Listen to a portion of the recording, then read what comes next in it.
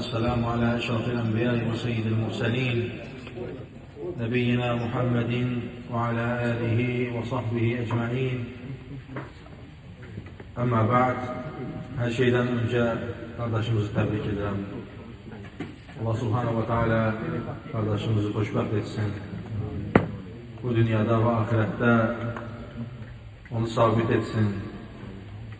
Allah Subhanahu ve Teala arasında olan bütün gençlere, cavanlara güzel, halal, hayırlı, bereketli evlilikler nasip etsin.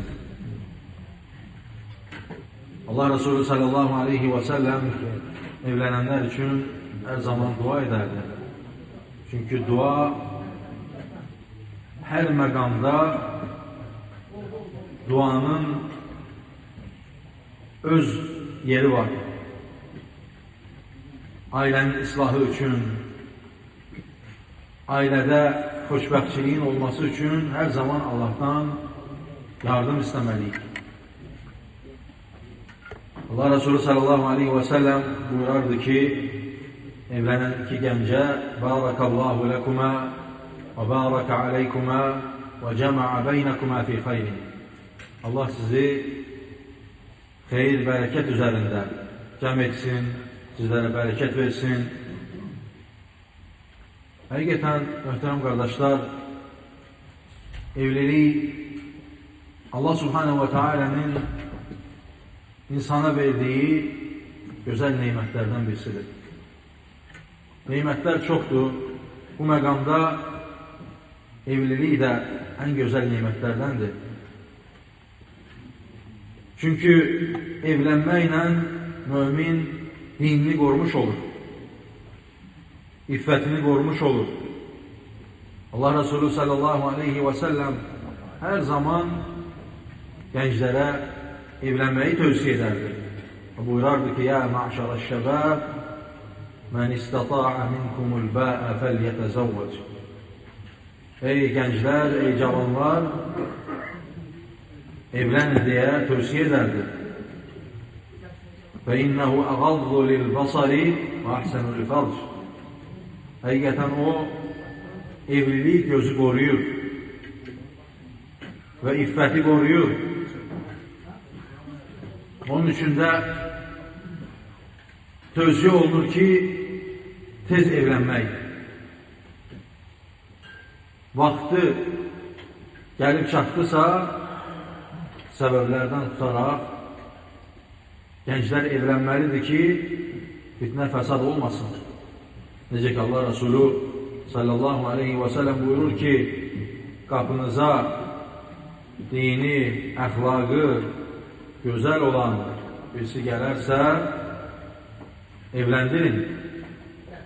Eğer böyle etmezseniz yeryüzünde fesat olar. Yeryüzünde fesat yayılır. Çünkü Allah Subhanahu ve Teala Kur'an-ı Kerim'de buyurur ki, ya eyyühen nas, ey insanlar, inna halaknakum min zekerin ve unsa. Biz sizi bir kadından ve bir kişiden yarattık. Ve cealnakum şu'uben ve kabaile li ta'arafu. Sizleri kabilelerden, toplumlardan yarattık ki li ta'arafu. Yani birbirlerinizle tanış olasınız. Ve sonra buyurur ki Rabbimiz, inne ekremekum indallahi etkakum.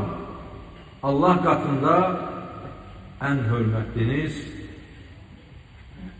Allah'tan çok korkanınızdır. Hakikaten muhterem kardeşler, bir ailede hayrin, bereketin olması için, hoşbəxtçiliğin, saadetin olması için ilk önce Allah korkusu olmalıdır. Eğer Allah korkusu olarsa o ailede vallahi xoşbəxtçiliği olar. Çünkü herkes öz hakkını korumaya tələsər. Çalışar ki karşı tarafın hakkına girmesin. Onu ona sövq edən nədir möhtərəm qardaşlar? Allah qorxusu. Bilir ki, əgər haqqı ödəməzsə, ona onun cəzası var. Əgər haqqı yerinə gətirərsə, Allahın razılığını qazanmış olar. Mükafatı var. Həm bu dünyada, həm də ahirətdə.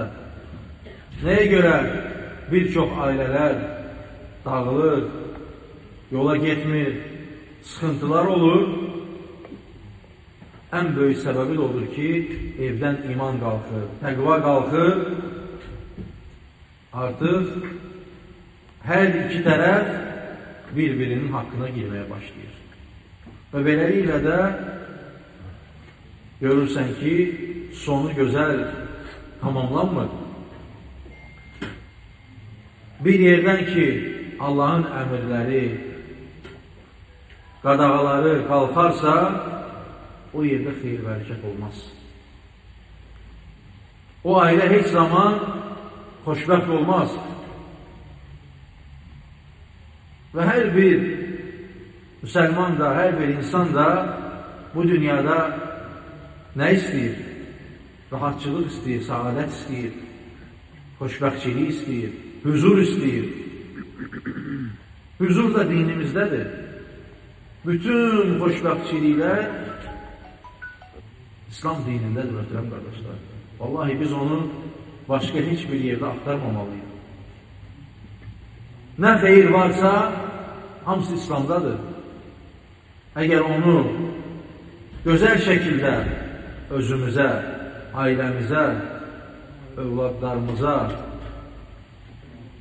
təşviq edərsək, onda o xeyri görərik. O saadəti, o xoşbəxtçiliyi görərik. Necə ki, Rəbbimiz Quran-ı Kərimdə də bu haqda buyurur ki, Mən amilə salihən min zəkərin əv unfə. Kim xeyir əməl işləyərsə, qadın olsun, kişi olsun, onun qarşılığında nə verərik ona? Fələnuhiyyənnəhu həyətən tayyibə. Ona gözəl həyat verərik. Gözəl güzaran verərik. Nəyin səbəbindən, möhtərəm qardaşlar? Salih əməllərin, xeyir əməllərin. وَلَنَجْزِيَنَّهُمْ أَجْرَهُمْ بِأَحْسَنِ مَا كَانُوا يَعْمَلُونَ. Və etdiklərinin qarşılığını, mükafatını ahirətdə də artıqlaması ilə verərik. Və bunun əksinə gedən hər bir ailədə sıxıntı olar. Çünki insan dünya ilə yaşadıkca o ailə, görürsən, o ailədə soyuqluq olur. Dünya istəkləri, arzuları bitmir. Onu hər biriniz bilirsiniz. Dünya istəkləri heç zaman bitmir. Heç zamanda bitməyəcək. Necə ki, Allah Resulü deyir ki, Adəm övladına bir vadi qızıl versən, deyəcək, birisi də olsun. Vallahi heç zaman o deməyəcək, bəsdir. Allahın rəhm elədiklərindən başqa. Yəni, iman onu saxlaya bilər. Yalnız onu iman saxlaya bilər ki, kifayətlənər, ondan razı olar. Müminin də sifəti razılıqdır. Əgər yox, Allah və Rəsulunun yolu o ailədən qalxarsa, dünya girər olar. Və dünya girdiyi zaman istəklər çoxalar. Və istəklər çoxaldıqca mübahisələr də, sıxıntılar da çoxalar. Və sıxıntıların da nəticəsi gətirib ailənin boşalmasına və o ailənin məhv olmasına gətirib çıxarır. Çünki görürsən ki, insan dünyaya qalanda ardı gəlir. Onu da istəyir, başqasını da istəyir. Və heç zaman şükür etmir. Ona görə Allah Resulü sallallahu aleyhi və səlləm müminin halını bizlərə təsvir edir. Buyurur ki, acəbən li əmril mümin. Müminin halı necə də təəccüblüdür. Və in asabəthu sərra'ə şəkər. Ona bir xeyir gələrsə, sevinç baş verərsə, nimətlər gələrsə, şəkər, şükür edər. Özündən çıxmaz. Yəni, şükür gözəl əlamətdir. Çünki bir evdə şükür olmazsa, görürsən onun sonu olmur bu ailənin. Çünki bütün neymətlər bizə verilən şükürlə artır. Yəni, neyməti artıran ondan gözəl heç nə yoxdur. Şükürdən gözəl neyməti artıran heç nə yoxdur, möhtərəm qardaşlar. Bunu Rəbbimiz bizlərə buyurur. Buyurur ki, in şəkərtum lə əzidənnəkum. Əgər şükür etsəniz, neymətini artırar. Və lə in kəfərtum innə əzəbi lə şədid. Əgər küfr etsəniz, mənim əzabım çox şiddətlidir. Və eyni hədisdə, hədisin ikinci qismində Allah Resulü sallallahu aleyhi və sələm buyurur ki, və in əsabət və sərra'ə şəkər və in əsabət və darra'ə sabr. Əgər ona xeyir gələrsə şükür edər, sıxıntı gələrsə səbr edər. Sonunda da buyurur ki, fə innə hədə illə lil mümin. Bu da yalnız mümində olar.